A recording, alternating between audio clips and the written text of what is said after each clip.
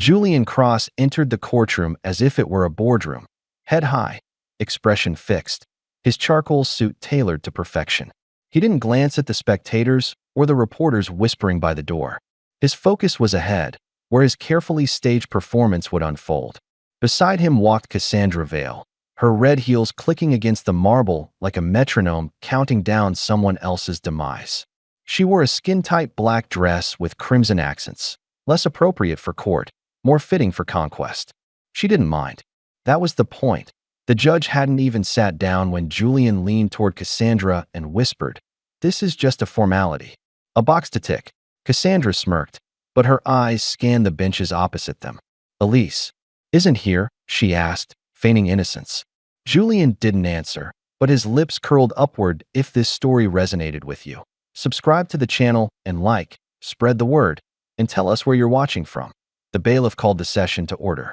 The air shifted. Quiet. Tension filled the courtroom. Elise's side of the room was painfully empty. One empty chair, alone and untouched, spoke louder than any words. Judge Morales raised an eyebrow, her gaze lingering on the void. No appearance from the respondent. Julian stood. "Your Honor, my wife has been unreachable. I believe she's chosen not to contest. We've done our due diligence." "Hey." Lie wrapped in polish. The judge nodded slowly. "Noted." Proceeding with uncontested dissolution. Cassandra's grin sharpened. Julian took the pen, signed his name with the ease of a man closing another deal, then slid the papers back across the desk with a practiced flick of the wrist. Not a tremor in his fingers. No glance back. He didn't say Elise's name once. Outside the courtroom, flashbulbs flickered. Cameras caught Cassandra gripping Julian's arm like a trophy. "Tell them you're free," she whispered. Julian didn't respond, but his eyes flicked upward, meeting the lens of a reporter's camera with a smile that belonged to a man who believed he had won something. Back inside, Judge Morales stared at the empty seat once more before rising. "We are adjourned." As the courtroom emptied, a janitor quietly adjusted the chair Elise never used. Beneath it, unnoticed, lay a crumpled envelope. It hadn't been mailed. Not yet. And somewhere, far from the courtroom, a woman watched the hearing replay silently on a grainy television screen. She held her breath, then exhaled. "Not yet," she whispered. But soon, the camera never showed her face. Only shadows, grainy edges. A news clip ran on a late-night station, recapping the courtroom divorce of billionaire Julian Cross and the mysterious absence of his wife. The caption beneath his smiling photo read, "Free at last." But nowhere did it show Elise. Months earlier, she had vanished without explanation. No press statement, no lawyers, no scandal, just gone. In high society circles, speculation spread like spilled wine. Elise was always fragile, one woman whispered at a luncheon. Julian did everything for her, another chimed in. Maybe she finally cracked. The rumors were as polished as they were cruel. They said she'd been institutionalized, that Julian had paid her off, maybe even sent her abroad. Some claimed she had no children, no family, nothing to stay for. The stories suited Julian's narrative. He filed court declarations calling her emotionally unstable, tragically barren, the documents read. An elegant erasure, but Elise had not disappeared. She had hidden, by necessity, not weakness, in a town too small for tabloids and too quiet for cameras. She lived under the name Anna. A whitewashed safe house nestled between tall pine trees had become her shelter. Faded curtains, rusted mailbox, silence inside and out. She stood by the window, watching the wind stir the leaves. She hadn't turned the television off after the court segment aired. She didn't need to. The room had absorbed her silence. Her reflection in the dusty mirror startled her. Pale, bruised, though the skin had long since healed. Invisible, she touched the side of her face gently, remembering the last night in the mansion. The screaming, the crash. His voice, low and cruel. "No one will believe you. You're nothing without me." Then she whispered, almost to herself, "He thinks I'm broken." But she wasn't. Not entirely. Beneath the silence, something had survived. In the corner of the room, a crib stood, disassembled but clean. Boxes of clothes were stacked neatly beside it. For tiny pairs of shoes, untouched, waited in a drawer. She opened the drawer and ran her fingers along the soles. Not yet, she thought. Every week, she mailed one envelope. Not to Julian, not to lawyers, but to herself. Each was dated, documented. Inside, photographs, records, the truth. She was building a case, not just legal, but personal. A case for her children. A case for herself, the shelter nearby. She volunteered as Anna, quietly helping other women escape stories too similar to hers. She never shared her own, but they noticed the way she winced when someone raised their voice too quickly. How she held babies as if remembering ghosts. One evening, a young woman collapsed into her arms, sobbing. He says no one will believe me. Elise held her tightly. I do, she said, her voice firmer than it had been in months. And something clicked. Not healing, not yet, but motion. The following morning, she pulled open the drawer again. For birth certificates, still folded. One paternity test. A name change document she never filed. And at the very bottom, a photo. Julian, holding their first child. Smiling, she stared at it for a long time. Then lit a match and let the image curl and flame. Not out of hate, out of preparation. The courthouse wasn't ready for her. But it would be. The gates of the cross estate swung open with slow, mechanical grace as Cassandra's car pulled into the circular drive. Marble lions flanked the doorway, frozen mid-snarl. A valet, trained not to speak unless spoken to, opened her door without eye contact. She stepped out in designer heels, her lips painted like blood, sunglasses hiding the questions she wasn't yet ready to ask. Inside, the mansion was untouched, almost too untouched. A museum of wealth and sterility. Gold-trimmed mirrors, crystal chandeliers. No warmth, no trace of children, no photographs, no past. Cassandra's heels clicked down the marble hallway. She paused at a locked door halfway down the east wing. What's in here? She asked casually as Julian passed behind her. Storage, he said without stopping. She let it go. For now. Night. The mansion turned cold. Not physically. The temperature never dipped below perfect. But the air changed. Julian laughed at dinner parties, made toast with charm. But when the guests were gone and the champagne glasses cleared, he grew quiet. Then sharp. You should be more grateful, he muttered one night as she placed a hand on his shoulder. For what? She asked softly. He turned. For being chosen. It was the first time she saw it, the flash in his eyes. Possession, not love. Days passed. Cassandra tried to fill the silence with shopping, redecorating. She moved her clothes into the master suite, pushed Elise's jewelry box under the bed, and installed fresh sheets. But she couldn't shake the feeling that someone, still lingered. One afternoon, she opened the wrong drawer in Julian's study. Inside, old keys, a child's hospital bracelet, and a photograph, too faded to see clearly. But it wasn't her in his arms. She waited until dinner. The fire flickered behind him as he scrolled through his phone. You never talk about her, she said. Julian didn't look up. There's nothing to say. She was your wife. He sighed. She was a mistake. She lived here. For years. Don't I deserve to know who came before me? That's when he stood, slowly, deliberately. He walked to the door and closed it gently. Then turned. Don't ever ask me about her again.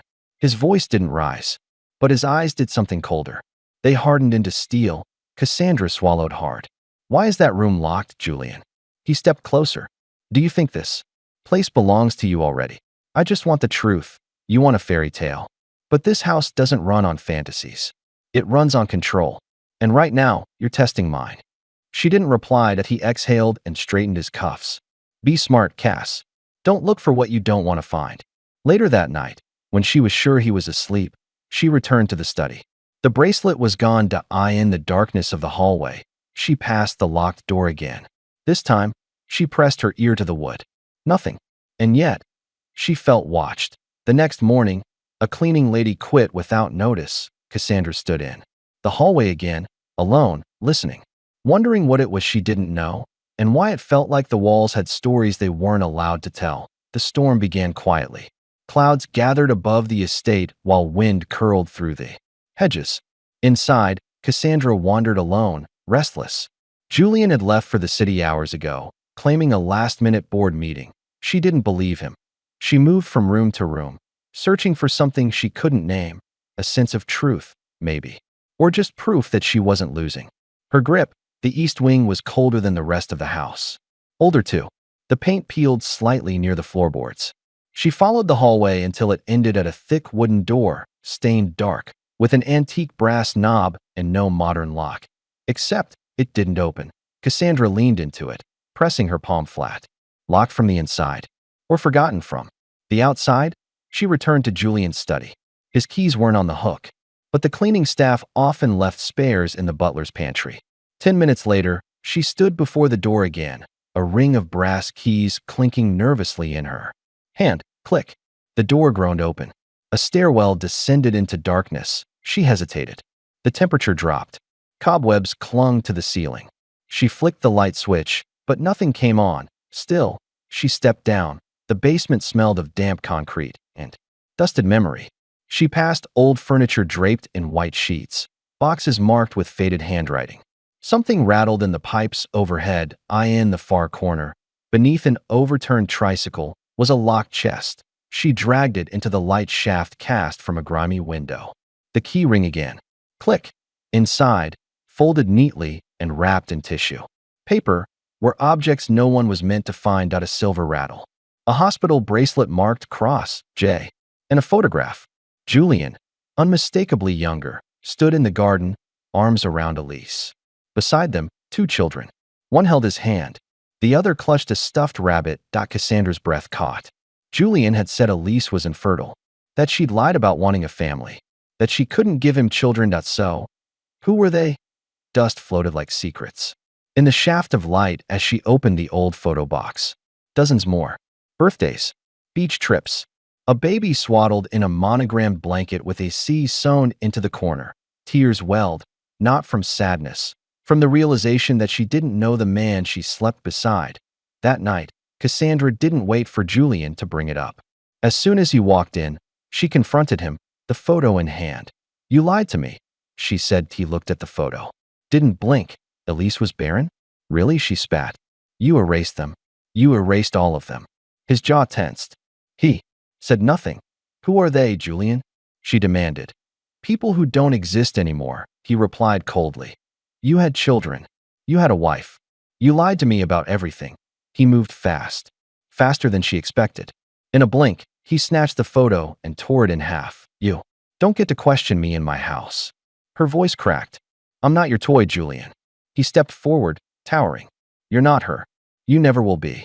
And then, more quietly, but with venom, "Don't make me teach you your place." Cassandra recoiled. The next morning, the door to the basement was nailed shut. Every photo, every box, gone. But Cassandra remembered the faces. She remembered the rabbit. And most of all, she remembered the truth that it was buried, yes, but not erased. The shelter didn't have a name on the door, just a fading number painted above the frame and a buzzer that stuttered before clicking open. It was the kind of place people only found when they were desperate, out of breath, and nearly out of time. Elise had arrived there 8 months ago with nothing but a duffel bag, a stitched scar above her rib, and 4 folded birth certificates. She had signed in under a new name, Lena Carter. No one questioned her past. No one asked for more than she could give. Now, she stood in the kitchen, peeling potatoes beside another volunteer. Her sleeves were rolled up. A slow jazz record played from an old radio in the hallway. The static almost louder than the music. "Lena," a voice called softly. Elise turned. One of the staff waved toward the intake room. "She says she won't talk to anyone but you." Inside, a girl sat curled in the corner of the couch, thin arms wrapped around her knees. Her face was blotchy from crying, and a bruise shaped like a thumbprint marked her cheekbone. Elise recognized the pattern. She recognized everything. The silence, the shame, the shrinking. She approached slowly, kneeling beside her. "It's okay. Take your time." The girl said nothing, just stared at the floor. Elise didn't push. She sat beside her, knees touching the edge of the sofa. After a long pause, she offered a glass of water. "I know what it's like," Elise said, quietly, "to be erased." The girl looked up, "To be made to feel small," Elise continued. "To have someone take your name, your home, your children, and make you believe it was your fault." Tears welled in the girl's eyes. "They say you're hysterical," Elise whispered. "They say you imagined it. But you didn't. You're not crazy. You're just surviving." The girl broke then. Her sobs came in waves. Elise wrapped an arm around her shoulders. She didn't shush her. She didn't say it would be okay. She simply let the storm pass. She wiped the woman's tears, then quietly wiped her own. Later that evening, Elise walked the quiet hallway back to her room. Her crayon drawings hung beside the door, all unsigned. She had begun homeschooling in secret, preparing, waiting. She wasn't sure when the time would come, but she would be ready. That night, in her journal, she wrote, "He erased me, but I rebuilt, brick by brick, with their laughter, with my silence, with every woman I help." Downstairs, the girl she'd spoken with asked the receptionist for a blanket. "For my baby," she said, voice steadier now. "He hasn't come yet, but I want him warm." Elise heard the words from the stairwell and stopped mid-step. She remembered a different night. A sterile hospital room. The nurse whispering, "He's not here, is he?" No, he hadn't been. Julian had been at a gala. Back in her room, Elise unfolded the latest envelope. Inside, copies of court records, medical documents, and a notarized letter. She had built a paper trail in silence, waiting for the right day. It wasn't just as she wanted. It was visibility. From the floor below, another knock echoed at the door. Another woman. Another story. Elise stood, straightened her shoulders, and opened her door. The law office was tucked between a pawn shop and a closed-down diner on a street no one cared to gentrify. It was perfect, quiet, invisible. Like her, Elise sat across from the lawyer, her hands folded tightly in her lap. The fluorescent lights hummed above her, casting pale yellow shadows across the linoleum floor. "You don't look like the kind of woman who disappears," said the man across the desk. His voice was calm, even, but I've seen stranger things. His name was Arturo Vega, disbarred once for whistleblowing, reinstated when the system needed saving face. He didn't ask how she found him. He didn't need to.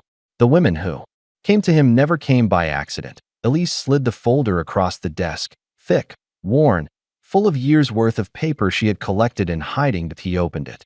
Silence stretched as he flipped through the documents. Her marriage certificate, the birth certificates of 4 children, names, footprints, signatures. Then the court records. Julian's court records. Arturo stopped. "This is the petition for divorce," he muttered, reading closely. "Filed under Julian Cross. Applicant claims, no children. Wife has history of psychiatric hospitalization." Elise said nothing. His eyes narrowed. "But you were never hospitalized." "No," she replied. "But I did see a therapist. After the second miscarriage." He hacked the notes. Arturo leaned back, jaw clenched. "And this?" He held up a medical record, stamped with a psychologist's seal. "It says you were diagnosed with paranoid delusions." "It's forged," she said. "That doctor doesn't exist." Arturo set the folder down slowly. "And your children?" "I hid them. Changed their names. I had to." He tried to take them. "When I left, he claimed I'd never been pregnant. Said I made them up. And no court verified their existence." He asked. She gave a bitter smile. "That's what money does." He nodded, leaned forward, and looked her in the eyes. "Elise," he said, using her real name for the first time. "You understand what happens if we bring this forward." She nodded. "He'll come for you. Hard. He'll use everything. Your absence, your silence, even the kids." Elise straightened her back. "He already took everything. There's nothing left to lose." Arturo pushed a paper toward her. "This is the first filing. A motion to reopen custody proceedings on grounds of fraud and concealment." She picked up the pen, paused. Her hand trembled slightly as she signed. The papers shook in her hands, not from fear, but from finally fighting back. Arturo gathered the documents. "I'll file this discreetly. It'll hit the system by the end of the week." Quietly at first. She stood. "How long before he knows?" "Depends. But he will. And when he does, I'll be ready." He looked at her, not like a client, like someone who had chosen to stop running. "Are you ready to be seen again?" he asked. Elise turned to the window. The reflection looking back at her was no longer pale or bruised. It was clear, unhidden. "Yes," she said softly. "It's time." Outside, the wind rustled through brittle leaves. Down the road, in a mansion with locked doors and sealed basements, Julian Cross read an anonymous letter slipped through the gate. Inside it, a photocopy of a single birth certificate. He stared at it for a long time, then tore it in half, again, But this time, someone had kept the original, Cassandra. Couldn't sleep. The mansion was too quiet now. Too still. Even the wind seemed to respect Julian's silence. But she no longer felt like a guest in luxury. She felt like a prisoner with painted nails. Her thoughts returned again and again to the photograph she'd seen in the basement, the names she'd never heard him mention, the contradictions in his story's point for children. A wife who had supposedly never existed. Lies built like bricks into the foundation of the estate. She scrolled through her phone under the covers, pausing on a bookmarked number. Kara Nunez, investigative journalist. Kara had once covered Julian's rise in Forbes, back when his story was still a rags-to-riches fantasy. Cassandra hesitated, then tapped call. It rang twice. Kara Nunez, came the voice on the other end. I have something, Cassandra whispered. On Julian Cross. Silence. Who is this? Someone who lives in his house. Kara exhaled. Go on. The next afternoon, they met in the back booth of a cafe 2 towns over. Cassandra wore a dark scarf and sunglasses, hands shaking as she pushed a flash drive across the table. Medical forgeries. Photos. Proof he had children. Real children, she said. He claimed they never existed. Kara looked at her closely.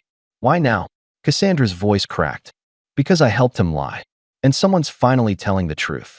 That night, Julian returned home later than usual. Cassandra stood by the fireplace, pretending to scroll through emails. He poured a drink. You've been quiet, he said, just tired. His eyes narrowed. Then maybe you'll explain this. He pulled a remote from his pocket. Clicked. A button dot on the TV screen. Footage of her in the cafe. Her face wasn't clear, but it didn't have to be. Cassandra froze. I warned you once, Julian said, voice low. I told you not to dig. And here you are, playing whistleblower. I didn't tell them everything, she said quickly. Just enough to scare you. He chuckled, a sound with no humor. You signed a non-disclosure agreement when you moved in. Remember that? I can ruin you. She stepped back. You already have. Julian moved toward her slowly. Let me be clear. You don't speak to anyone about Elise. Not to reporters. Not to friends. Not even in your sleep. She clenched her fists. Why are you so afraid of her?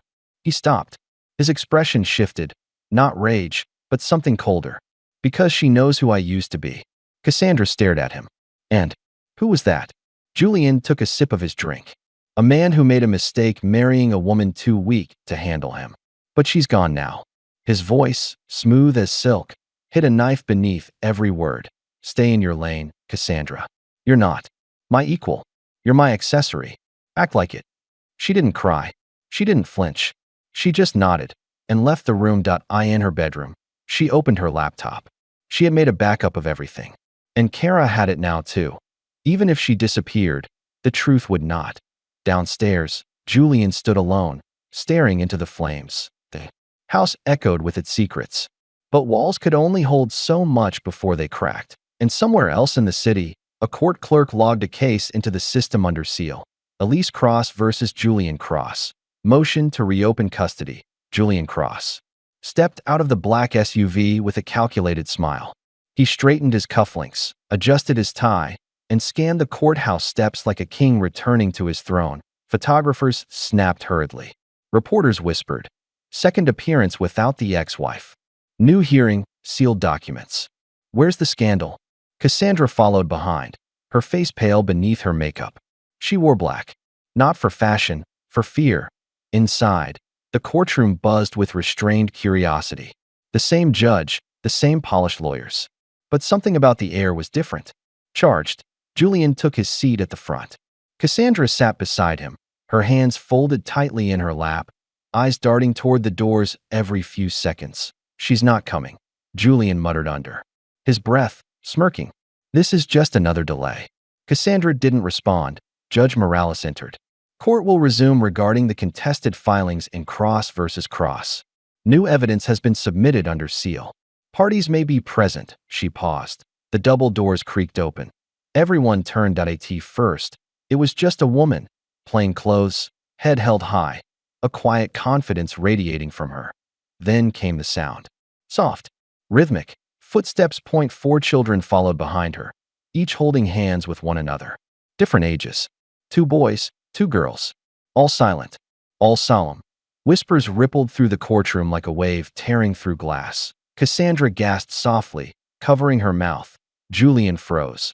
The woman stepped forward, stopping only once she reached the aisle. She looked directly at him. "Elise Cross," she said, voice clear. "Respondent.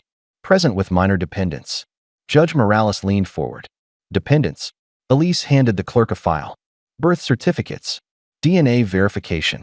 School records. Medical histories. All verified. All his." A stunned silence. Julian's lawyer reached for the file, fumbling. One of the children, the youngest, a girl, with curls falling into her eyes, stepped forward. She looked up at Julian. "Hi, Daddy." 3 more voices followed, nearly in unison. "Hi, Daddy." Julian stood, but his knees buckled slightly. He gripped the table. This is manufactured," he said, struggling. "Photoshopped, coached." Judge Morales raised a hand. "Mr. Cross, you've sworn under oath that no children exist from your marriage." Julian's lips parted, but no sound came. Elise turned to him. Calm, controlled. "You told the world I never existed, that I imagined them, that I was broken." She placed a small stuffed rabbit on the bench, the same one from the basement photo Cassandra had found. "You can erase files, Julian, but you can't erase blood."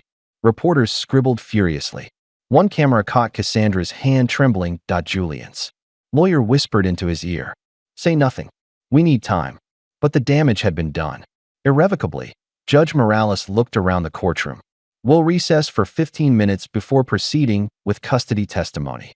But let it be noted, these children will not be invisible." Elise knelt beside her kids. "You okay?" she asked. They nodded. The oldest boy gripped her hand tightly. Julian sat back in his chair, sweating. His smirk was gone, and for the first time in a long time, the man who had erased everything sat surrounded by the truth. Cassandra stood slowly and walked toward the hallway. She didn't look back. Outside, Kara Nunez watched through the glass. She clicked her recorder off. The story had arrived. The courtroom had never been this quiet. Not during the high-profile hearings.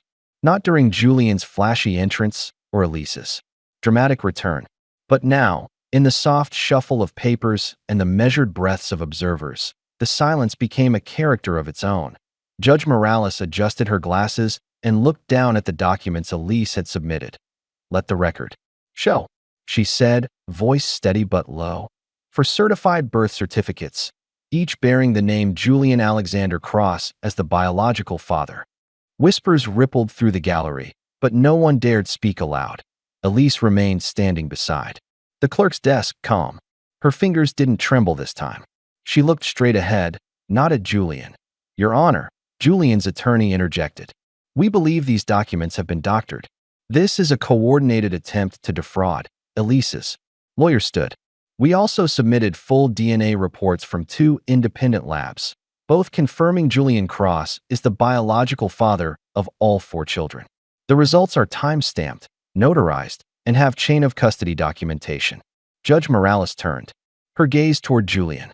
"Mr. Cross, would you like to respond?" Julian stood slowly, the weight of the moment finally visible in his posture. "This is a setup," he said, voice faltering for the first time. "She disappeared for years. How do we even know those children are real?" "They're mine," Elise interrupted, her voice like steel wrapped in velvet. "And you know it." Julian looked toward Cassandra, sitting a few rows back, head bowed. He took a sharp breath. "None of this can be verified. My ex-wife was unstable. She faked pregnancies. She fabricated mental breakdowns for attention." At that, Cassandra stood. All heads turned. "I need to speak," she said, louder than she meant to. I can't lie anymore." Julian's head snapped toward her.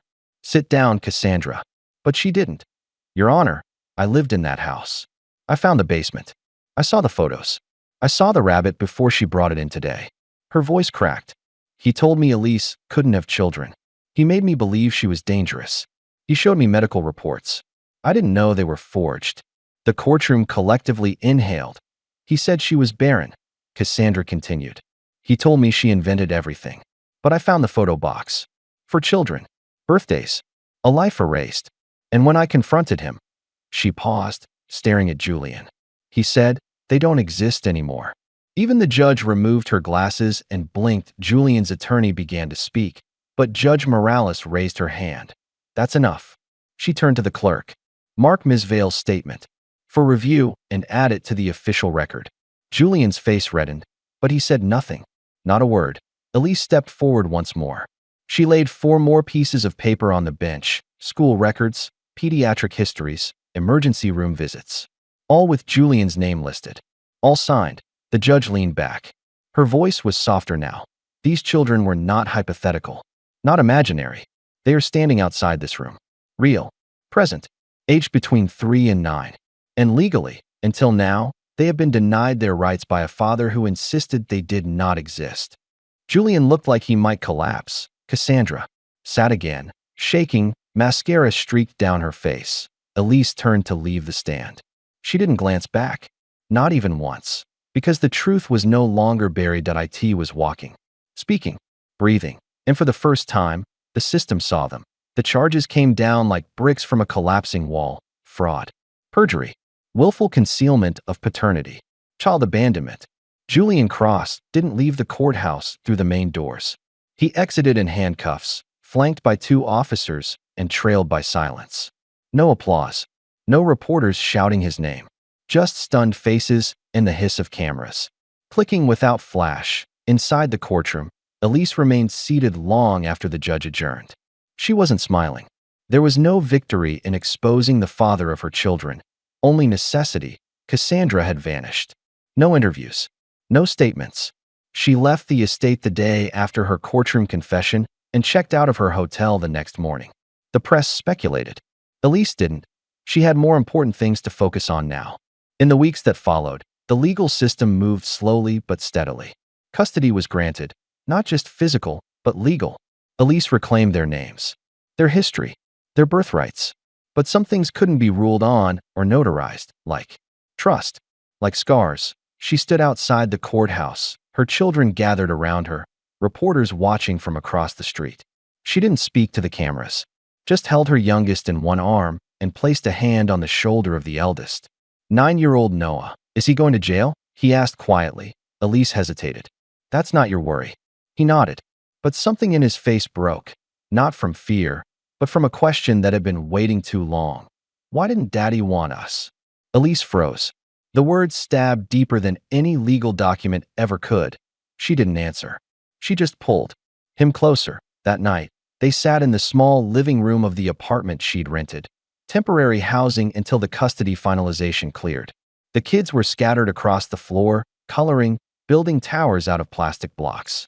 The TV was on but muted. Elise sat by the window, watching the city blink in and out of itself. She held a mug of tea that had long since gone cold. She thought about the years lost, birthdays celebrated in whispers, school forms left blank where fathers should have gone. She remembered the lies Julian had crafted so meticulously. Each one designed not just to hurt her, but to erase her. To erase them, but they were still here. All of them. A soft knock on her door pulled her from her thoughts. It was Arturo Vega, her lawyer. He handed her a final set of documents. Custody confirmed, identities restored. The children were now legally recognized as Julian's, even if he refused to acknowledge them. Elise, Arturo said before leaving, you could sue for damages. You'd win. She looked down at the sleeping child curled up on the couch. I already paid the price, she said. I just wanted the truth back. He nodded and left. Later, after tucking the children into bed, Elise sat alone in the hallway, the court documents spread out around her like a paper memorial. Each one stamped, official. But nothing on those pages could explain to a child why. Love had to be proven in court. She picked up Noah's drawing from the floor. It showed 5 stick figures holding hands beneath a crooked sun. They were smiling. Even the tallest figure, labeled Mom. The tallest beside her? Blank. No label. Just a shadow. Elise folded the paper gently and placed it in her drawer, not to forget, but to remember what it took to bring them all back into the light. The room was modest. Folding chairs, lukewarm coffee, a microphone that squeaked if you breathed too close. But every seat was filled, and no one looked away when Elise stepped up to the podium. She wore no designer labels. No makeup beyond a little concealer and lip balm. Her blouse was wrinkled at the hem, and a small smudge of marker stained her cuff. One of the twins had drawn stars on her sleeve before breakfast. She hadn't tried to wash it out. She didn't come to be perfect. She came to be real. Thank you, she began, voice low but steady, for giving me the space to speak. A hush fell. I spent years being erased. First quietly, then completely. I wasn't beaten. I wasn't locked in a room. I was rewritten.